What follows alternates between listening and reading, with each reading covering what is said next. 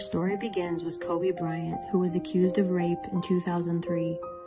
All you need to know about this case is that he was defended by lawyer Pamela Mackey, who also defended Casey Anthony and Harvey Weinstein.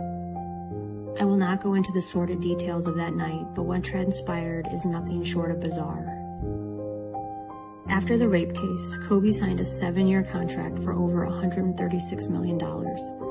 Kobe had a major transformation and created an alter ego called the Black Mamba. Between 2006 and 2015, he was deep in Chinese endeavors, including the Kobe Bryant China Fund, and played in the 2008 Beijing Olympics. His career rocketed, and he constantly thanked the Black Mamba. Was this his admittance of MKUltra mind control? How many times in pop culture have we seen famous celebrities take on alter egos?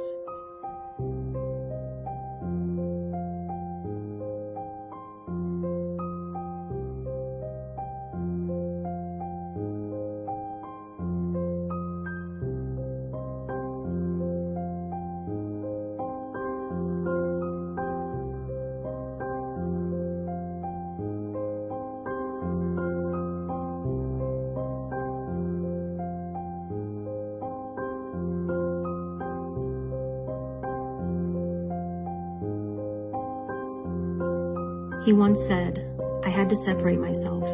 It felt like there were so many things coming at once. It was just becoming very, very confusing.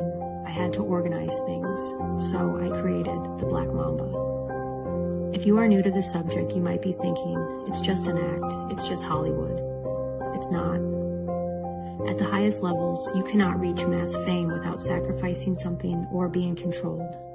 Just ask Roseanne Barr about MKUltra in Hollywood. You've been a Hollywood insider for so long, yet you've been vocal for so long. I mean, how challenging is it to see your colleagues across Hollywood lacking for the Obama administration when they have so much power and influence that they could single-handedly shape the dialogue when so many people are watching them? Well, I think that, this is a culture of fear, and nobody's more afraid than people in Hollywood. They're afraid that they'll drop out of the top, They're afraid that they'll drop from the bottom of the pyramid. I go to Hollywood parties, or, occasionally I go to Oscar parties and things like that. And people, big stars, people will grab me by the arm and take me aside and say, "I just want to thank you for the things you say." And it blows my mind, but that's the culture. It's a culture of fear for sure. And it's a big culture of mind control too. MKUltra mind control rules in Hollywood. If you don't know, Google that and look into it. Kobe then went on to write a number of occult children's books involving inner magic.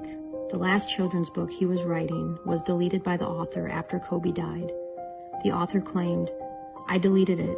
It wouldn't benefit anyone." His basketball stardom continued to rise, making millions, getting more endorsement deals, which eventually led him to his next endeavor. In 2013, Kobe Bryant partnered with Jeff Steibel and created Bryant and Steibel, a venture capital firm focusing on developing technology, gaming, data, and media. For those that don't know, Jeff Steibel looks like Charles Manson and has started pro-transhumanism companies that implanted computer chips onto people's brains to enable control of electrical devices through thought.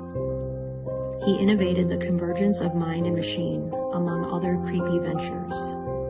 When Bryant and Steibel went public at the New York Stock Exchange, Bryant was introduced to Cindy Me.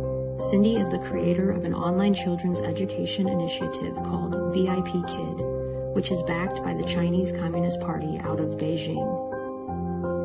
Chinese President Xi stated, "All education will be the training basis for the next Red generation, creating the future socialists." After meeting Cindy, Kobe wrote her a $1 million check to help fund VIP Kid. VIP Kid went on to recruit 600 students and 3,000 teachers from the United States. If you're up on current events, you will know there is a divide among Taiwan and China. Taiwan wants independence, and the U.S. is one of their biggest allies. Some of the teacher recruits for VIP Kids were discussing the Taiwan issue, and they were kicked out and sent home. Wendy Deng is the only board member of VIP Kids. Deng is from the Shandong province of China, but currently resides in New York City. She has a famously cozy relationship with Jared Kushner and Ivanka Trump. In 2017, counterintelligence officials warned Jared Kushner that Wendy Dang might be using their relationship to spy for the Chinese government. Wendy was also married to media mogul Rupert Murdoch. And let's not forget Dianne Feinstein and her Chinese spy, her driver of 30 years. There is a list on Wikipedia of the known Chinese spies who were caught, and it has become quite the concern in 2020 amidst the coronavirus outbreak. Another investor of VIP Kids is a Chinese billionaire, Jack Ma, from the Alibaba Group. Jack Ma hired Kobe Bryant to participate in a startup called Fun88, which is an online casino and gaming website, which is now currently owned by Joseph C. Lewis.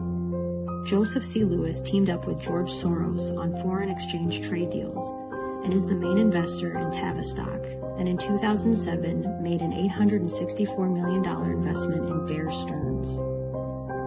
Jeffrey Epstein joined Bear Stearns in 1976, climbed the social ladder by giving the bank's wealthiest clients, such as Seagram president Edgar Bronfman, on tax mitigation strategies.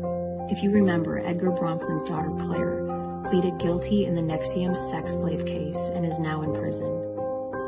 In the book, Man of the World, The Future Endeavors of Bill Clinton, page 414 mentions how Kobe Bryant was signed on to Teneo Sports in 2014 and went on to donate money to Tavistock Group and the Tavistock Clinics.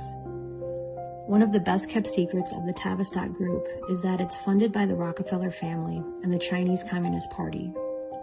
Important figureheads involved in Tavistock are Henry Kissinger and Sigmund Freud. This institution is infamous for their mind control experiments, control on world's agriculture, eugenics, and depopulation. Why is Kobe Bryant donating money to these communist institutions? Now let's get into the pharmaceutical connection.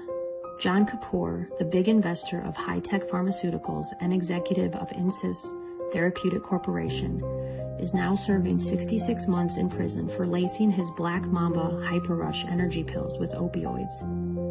Kobe Bryant was in the process of suing the company for brand infringement. Now with this case, we have Insys Therapeutics, an Acorn pharmaceutical company which owns high-tech pharmaceuticals. Kobe Bryant was scheduled to go to court on January 29, 2020 to expose these companies, but he died on January 26th. What is so strange about this? Other than the fact that Kobe died, I discovered that Jeff Steibel owns high shares and stocks in all three of these pharmaceutical companies. Teva Pharmaceuticals and Novartis were involved in the largest cartel case in history involving price fixing of their drugs. This was so huge it involved 44 states. Did you even hear about this? Apotex is a Canadian pharmaceutical company created by Barry Sherman, a member of the Jewish Congress in Canada.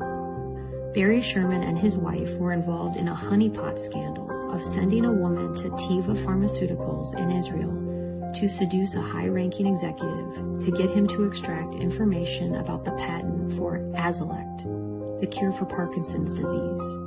They were successful in stealing the patent, and although didn't admit to patent infringement, he dubbed himself the Robin Hood of pharmaceuticals. As a result, Teva, out of Israel, lost billions of dollars over this loss.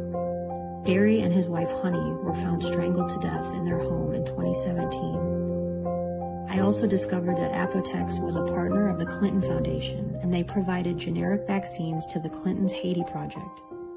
Whether they knew too much about the Clintons or were murdered by the Mossad, you be the judge. Speaking of murder, Patrick Soon-Shiong was a mentor to Kobe Bryant, bought the LA Times, and owned lots of stock in Teva and Novartis, the companies Kobe was going to expose. Anthony Fauci went on record stating that he was proud of the work he did while working with the Bill and Melinda Gates Foundation and the Clinton Initiative of Haiti. Fauci is also a member of the Populations Institute with Bill Gates. COVID-19 is starting to look like a political tool used for global positioning, which brings me to the Belt and Road Initiative. The Belt and Road Initiative was launched in 2013 by President Xi to develop and collect investments that would stretch from Asia to Europe, significantly expanding China's economic and cultural influence on the world. Some countries, like the United States, saw this as China's Trojan horse that could potentially have negative consequences and allow them to expand their military. The countries that have aligned themselves with China's political initiative are not being hit with COVID. The countries that are at odds with the initiative have been hit hard. Coincidence? There is another theory about Trump's trade deal with China. Could that have been another victim of the COVID-19 outbreak? The Bryant Institute bought the coronavirus patent in 2018, which is funded by the Bill and Melinda Gates Foundation. Novartis bought the coronavirus patent from the Chiron Corporation in 2006. During the same year, Novartis bought out the Chiron Corporation and it no longer exists. You can still see the coronavirus filing of 2004 on the U.S. and Patent Trademark website. So if this was a Chinese psyop, why are there thousands of Chinese dying from COVID-19? If you look at the provincial map of COVID-19 affected areas of China, you will see that Beijing is hardly affected. Beijing is the epicenter of communist power. Where do Bill and Melinda Gates have their office in China? Beijing. When you look at the areas being hit hard by COVID-19, you have Guangdong, which was the hotspot for SARS back in 2003. Wuhan, where the infamous Wuhan Institute is located. And Hong Kong, coincidentally where the anti-government protests were taking place just before COVID-19 broke out. Remember Daryl Morey, the general manager of the NBA, tweeted in support of the Hong Kong protesters? His tweet ended a long-time relationship with China, and Kobe Bryant never said a word. So where does this leave America? The answer is, I don't know. What I do know is this seems to be the biggest global conspiracy in the history of the world. Is this a communist takeover? Or is China just a pawn for the global elite? If you aren't familiar with Project Bluebeam, I will give you a quick synopsis. It's basically the elitist's plan to take over the world. You can look more into it, but if this is right, we are living out scenario B. Does Trump have the situation under control, or is he, for the first time, not winning? I want to give a shout out to Larry Gators for helping me find the truth to this global conspiracy and helping me connect the dots. I will leave you with that to do your own critical thinking, and until then, stay safe out there and don't stop questioning the world around you.